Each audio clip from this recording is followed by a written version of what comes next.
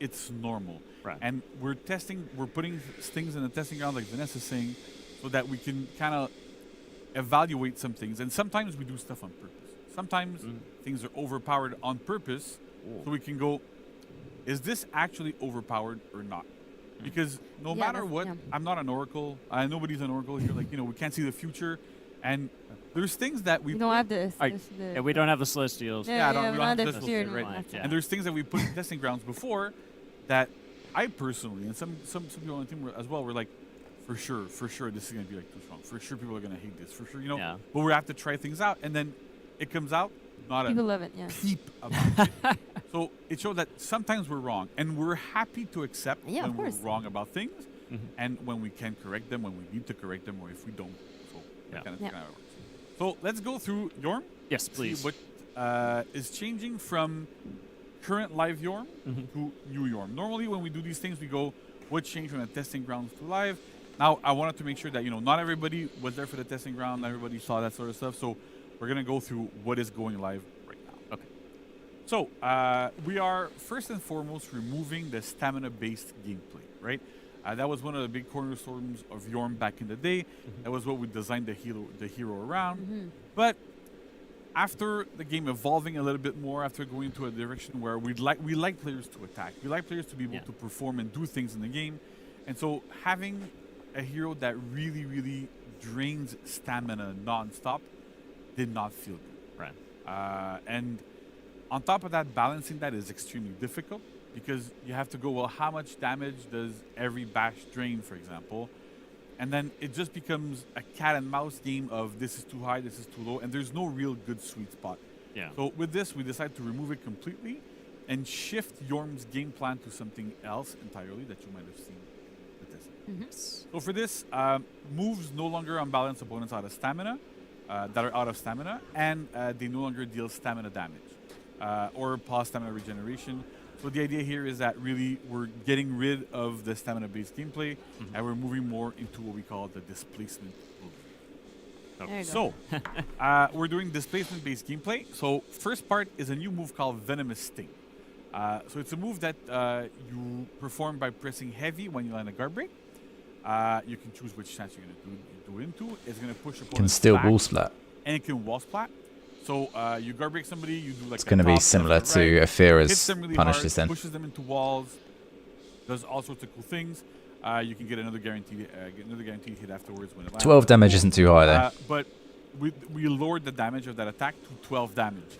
In the testing grounds, that was at 24, mostly because we felt that part of it was, well, it's a heavy. After a guard break, it should deal at least 24 or somewhere around that. But after a lot of playtesting, we've seen players in the testing grounds, we've lowered the damage a little bit, and we've tried to giving other options to deal a little bit more damage in there, so that you still get that cool feeling, you still get those big wall splats, it still feels cool, but it's not as strong as it used to. Gotcha. Next, we have Displacement-based part 2. So heavy finishers. Right? I'm gonna kill myself saying these words all the time, so I'm just gonna so heavy finishers, right? So top heavy finisher now pushes. Doesn't say these wall splat though. So the side ones used to push people backwards and unbalance when you hit people out of stamina. So the side ones still push people backwards, but the top now also does it. So you can now choose really if your opponent's back is to a Why wall. not top heavy 24? I guess because if you hit them with that, and then they then hit a wall, you can then confirm another heavy, which would be 24, so that would be like 36 damage. I didn't see it actually them do a hit when they hit the wall, so I'm not sure on the numbers, but potentially you could get even more. Again, it's to make sure that we don't get damage that's obscenely too high. Oh, unless that's what they literally mean with these finishes. I thought they meant in chain. Heroes that have that sort of game plan. So yeah, we'll be 24 then. Off a wall, I guess. Like limited a little bit, but in this case, these attacks do not land as often. They're never really guaranteed. Oh, they do wall splat. So we can keep Oh, there you go. Yeah, the heavy finishes wall splat as well. They didn't say that on the thing though. Higher as well because they're more situated. They didn't say that here, but yeah, looks like they just showed them wall splatting.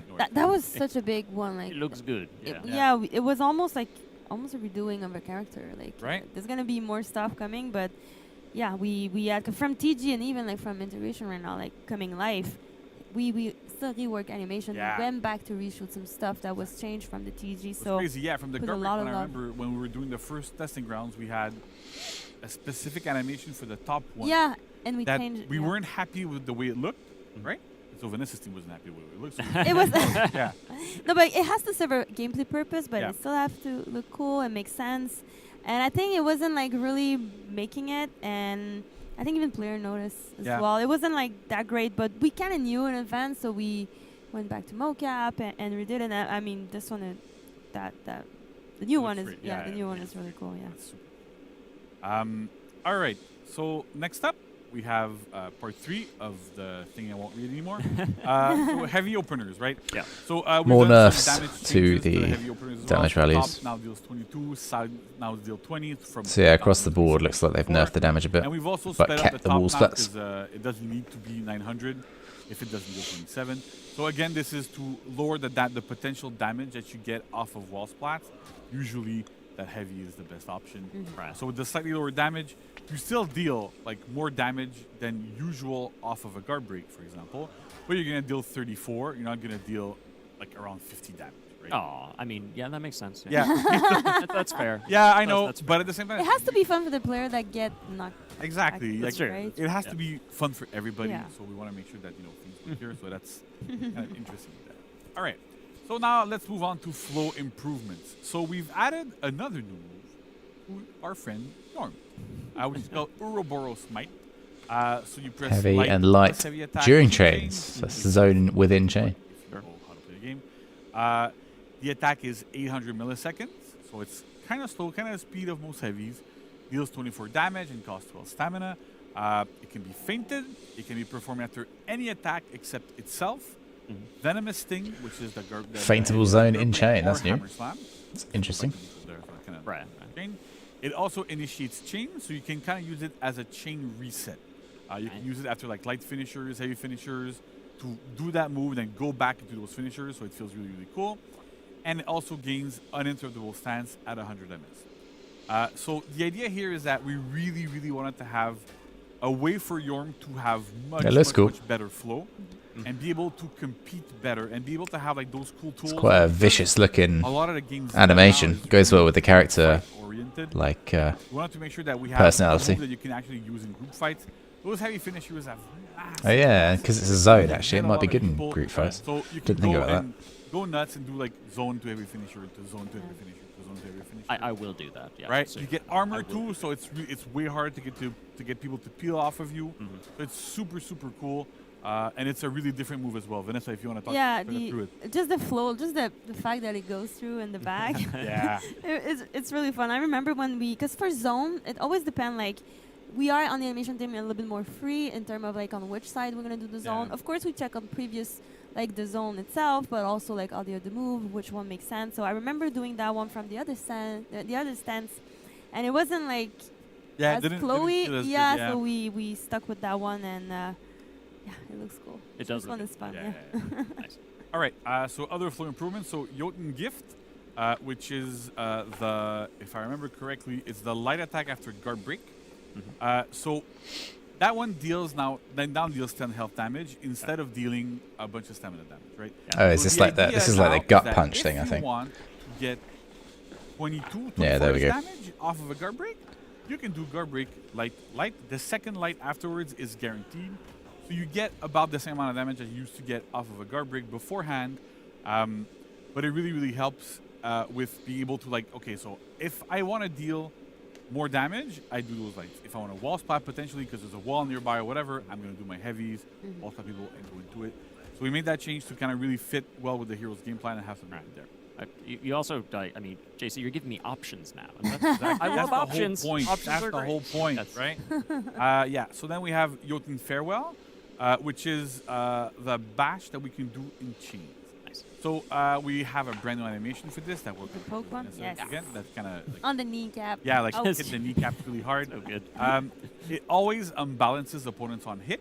Well, yeah. I mean, even when they don't have stam. ouch. Even when they do have stam, Right? sorry, I mean, that's you going know, to I don't know about you, but unbalance them. I don't really want to get hit by a giant hammer in my kneecaps. Nah, I mean, like, hey, just And that's get gonna right back confirm up. I will Be on stay the- down. I 30 will say I'm damage. out. Now, fight's You know over. what? I'm done. Just- I'm sorry. That's yeah. it, right? It's 800 MS, so it used to be 500. Could be quite a useful It's 800, ganking tool. And you can now feint it as well. So it becomes like So a you might really see more interesting Yorms good mix in up 4 there versus 4. by itself, and it really like is super. I love the That's- camera on that one. Yeah. You combine that with like a Centurion We have to put or some cameras Tiandi. Yeah, that's going to be really mad. being able to see the Tiandi, animation Centurion, and focus on Yorm right at the thing. same time. Again, That would look left sick. stance is always the tricky one because Yeah. the camera is placed on Because the they've all got at the like side, and you have to the see special what's heavy going on. attack I know from when the opponent you an enemy is on the most floor. often see it well, but as a player, you want to be able to like be a little bit satisfied. Like, I want to see the cool move too, you know. So a little bit of like camera there, so work to enjoy.